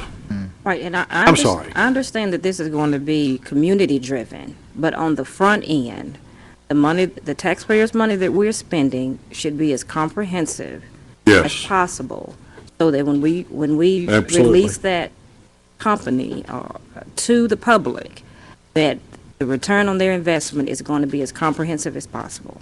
And that's my concern. We're going to do everything possible to make that happen. That's why you've heard me say before, that's why we've taken a lot of time. That's what Matthew, you heard yesterday, all 5 of some of the country's very best consultants, one of the things they said real loud and clear is we liked the way you put this thing together. Because it was obvious to them we're looking for the very best expertise we can get. And they responded to that, and one of the reasons we did not get mediocre responses was they saw what that request said, and they responded, and frankly, it was gratifying yesterday to hear what some of them were Let me saying. say, we're not trying to get a Cadillac plan. We're Ma'am. trying to get something that's practical and useful, and that's Right. what I want us to Stephanie, you know, to consider. problem in our area, we have never let ourselves know the benefits of planning. What we've had are different projects that people have put in front of us. It's like the convention center is a project. Anyway, bottom line, we've never had good long-range planning. We had one plan in the early 50s, mid-50s. It was good for maybe 5, 10 years, but nobody ever went out and really asked the citizens what they wanted. Most of these plans are driven by special interest, and it's a room for less than 10 or 15 people. And what they really want to know is tell you where the road was going to go that they've already bought the land options on. Right. I didn't That ain't gonna happen want to this get you time. cranked up, Mr. Kirkland. Not Thank with you. our help, it's not.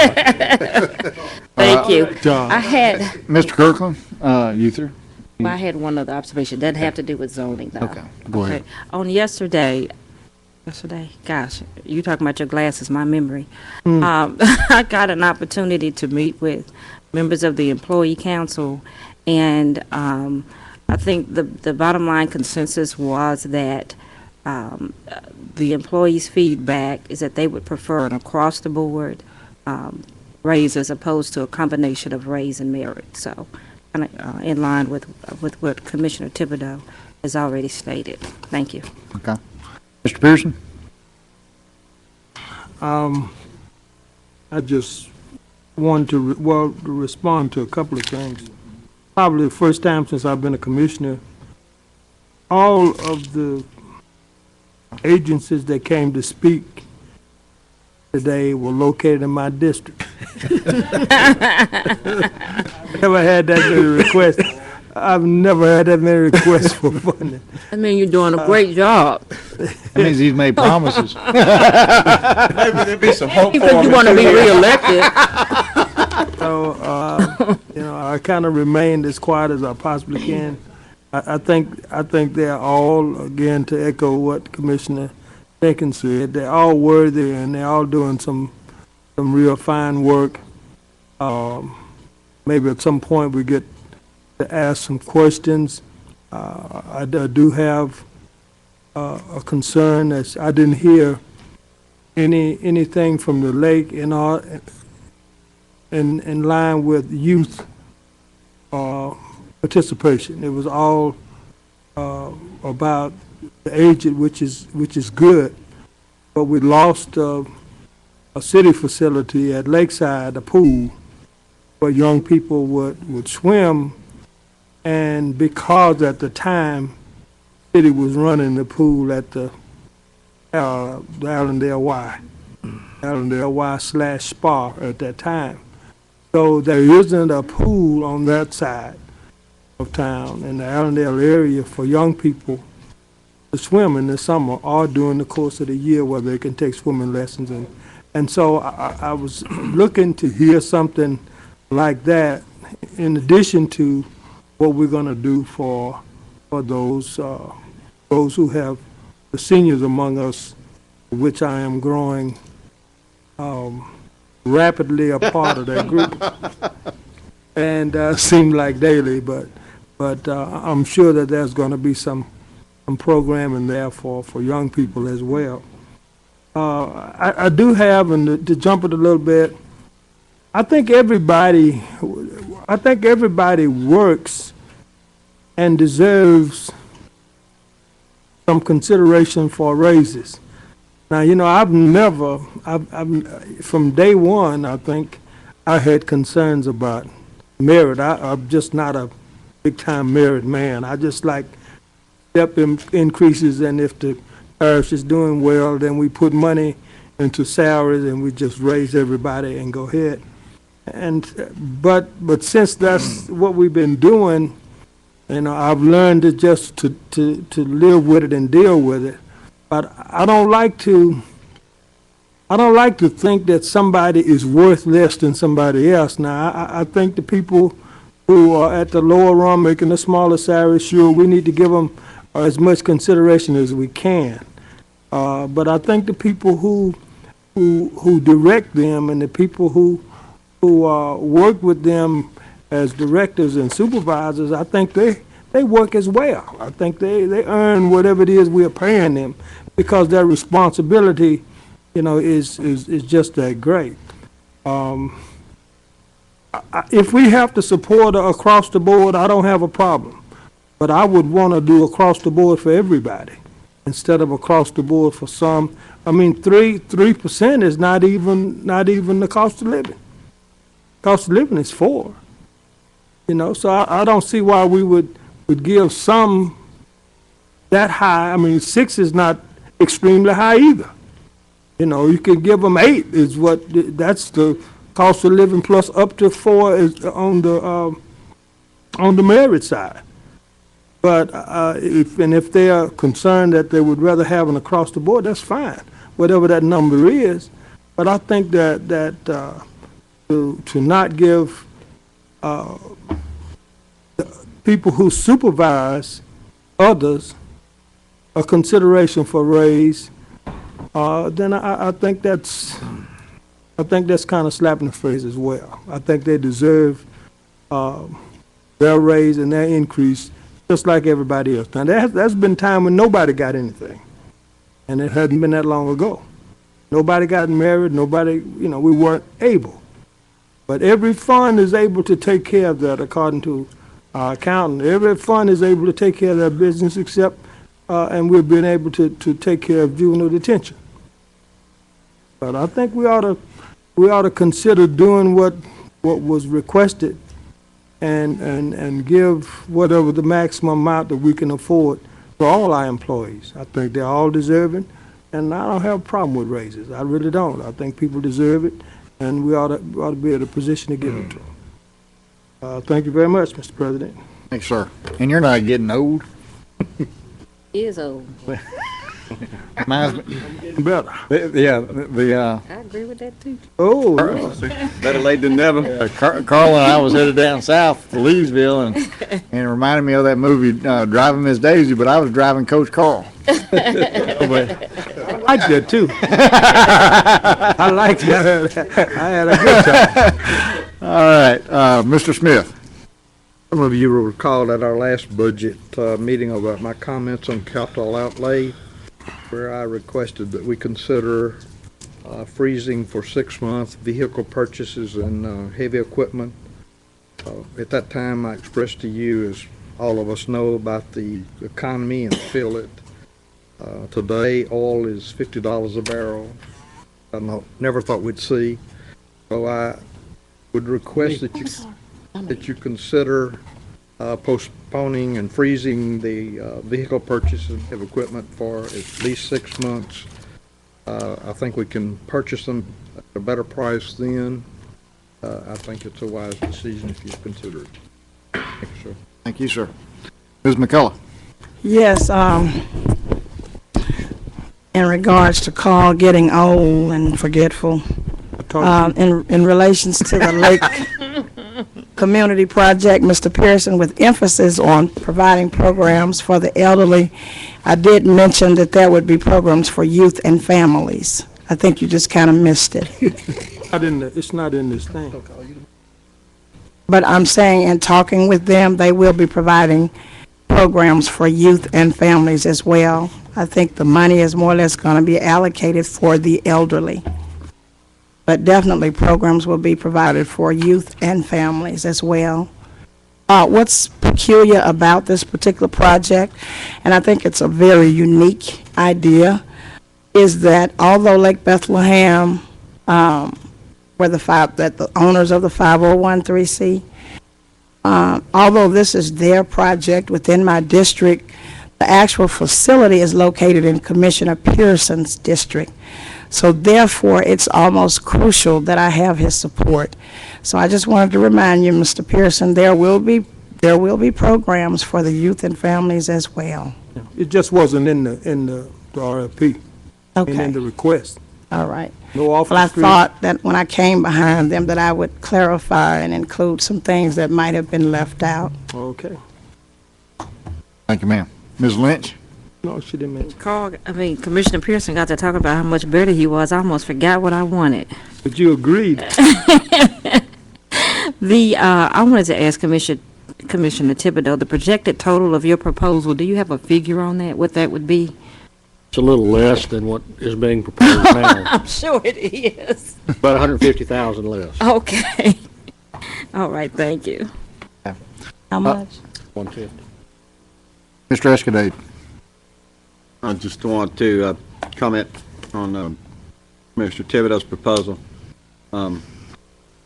And with respect to some of the comments that Brother Carl made, I like Mr. Thibodeau's proposal. I don't see it as a slap in the face to anybody. I just know this, that the bad economy and the higher gas prices and the high fuel prices hit the parish employees at the lower tier, if you want to put it that way, hard this year. I don't think there's any of us probably sitting in this room who went and had to fill up their vehicle and then go to the grocery store and scratch a bunch of stuff off their list at the grocery store because it costs more to fill up their vehicle. So I don't know how you do right, as you say, or take care of the people at the bottom, and if you do it across the board the same without over-rewarding the ones at the top. There's just no balance there. I do agree with you. I don't like merit either. I think it's subjective. You know, I've had enough employees in my life to know that I really appreciated and loved some of them, didn't care too much for the other ones, and, you know, that's just being human. And the way we've done it in the past, as long as you're trying to chase that number on merit so it don't come in over a certain amount, then somebody gets shortchanged somewhere, probably that was just as deserving, just so the numbers line up. And I just think this takes the human element out of it. I just want to say that I like that idea. Thank you. Mr. Lynn? In light of all of the agencies that are requesting money, and in light of us asking people to take cuts, I was wondering, I looked at the travel budget and I saw that it was $65,000 for all of the commissioners. And I know that in this past year, I probably spent more than my 1/12 of that. And I was wondering if we could take it so it was just, say, give the staff of Jerry and Vita $2,600, and then divide the rest of that by 12, and just give us each a cap of $5,200 on travel, that once we reach that level, we can go wherever we want, do whatever we want for educational purposes to better ourselves as commissioners, and then cap it right there. If that was, I don't know, is that possible? Is that something we can do? You'd have to change the charter to tell you what you can do, and then you have to come back to the commission and request. It's just our policies and procedures. Not necessarily the charter, is it? It's not, it's in the bylaws. It's in the bylaws? The chair recognizes Mr. Grubbs. Yeah, I mean, if the commission wanted to adopt Mr. Commissioner Lynn's plan, I think it would take some modifications to your existing policies, which you can do by resolution. Right. That's all. Thank you. So it's not a charter issue, it's policy and procedures. Or by our own Okay. laws that govern ourselves. All right. All right, thank you. We're meeting here in a few days. But we can take that up under, expand our policies and procedure agenda. We'll have time if we can address that issue if y'all choose to. Okay, cool. Mr. Lynn, is that all? That's it. Thank you. Okay. I would only ask that during the MPC, I know you have a lot of these meetings, and I've made a couple, but having that one on the Saturday morning was great. I know having it on the weekend is tough, but the more you get deeper into the plan itself, the more, I think you'll get more of the elected officials out, especially me, simply because we have jobs. And I want to be a definite part of that because it is our future.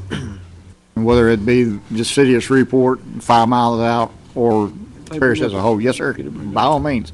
I'm just trying to explain to you that I've had people ask me, well, can they arrange it to have a Saturday or evening after 5:30, 6 o'clock? You know what I'm saying? Exactly. In fact, we'll try to avoid Wednesday evenings for obvious reasons too, and things like that.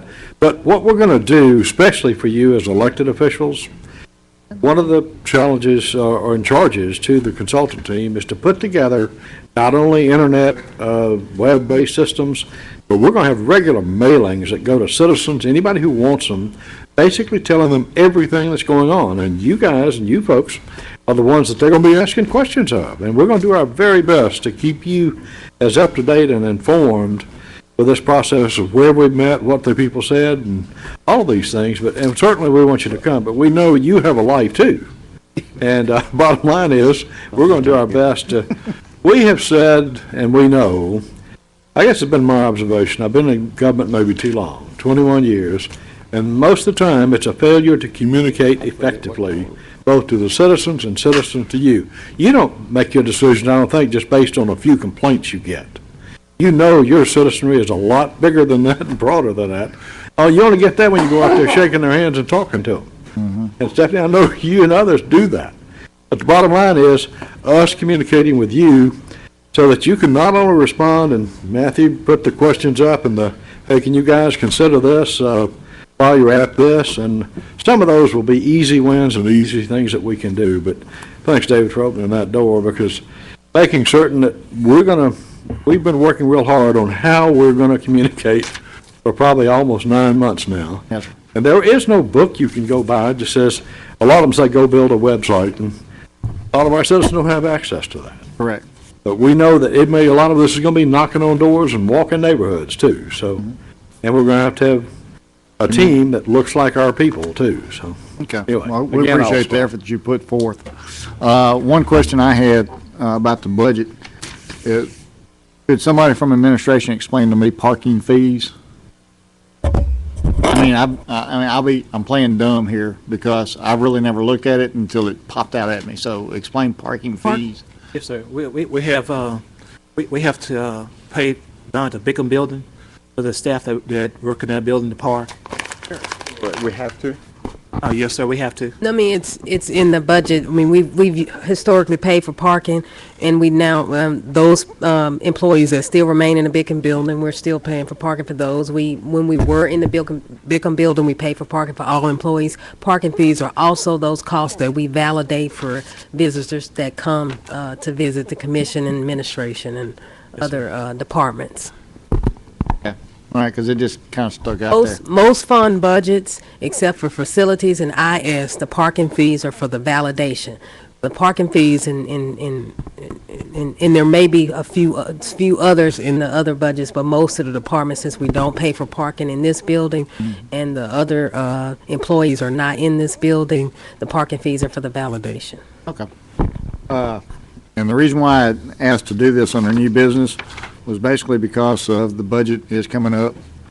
I understand that a lot of us wanted to look at the different agencies that came up today and other deals, but the budget is something that we really need to pay attention to.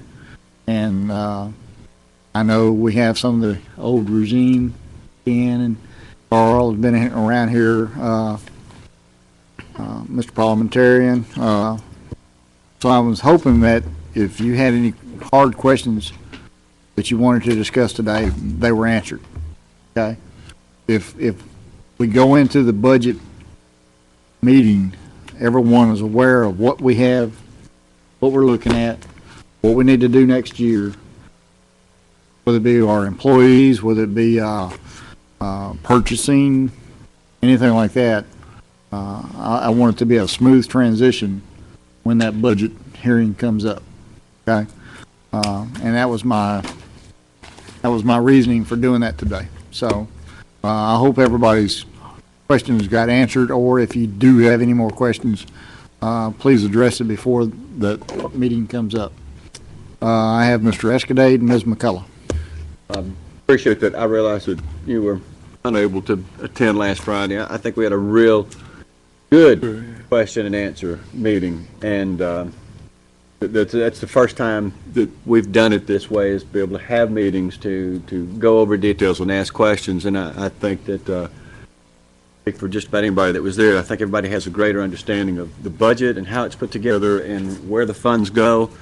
I think that there were a lot of questions asked. I was satisfied with the answers I've got. I will go ahead and publicly acknowledge my admiration for Miss Bryant. She knows every. Wait, I didn't say you. I was happy. Your day's not here, and it may never come. But Miss Bryant. I thought it was last Monday.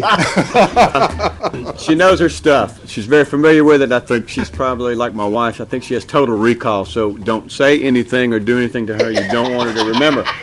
Total recall. I like the way we did it this year. We haven't done it in the past. In my past tenure here, had this opportunity, and I think that everybody got a lot out of it and learned a lot from it.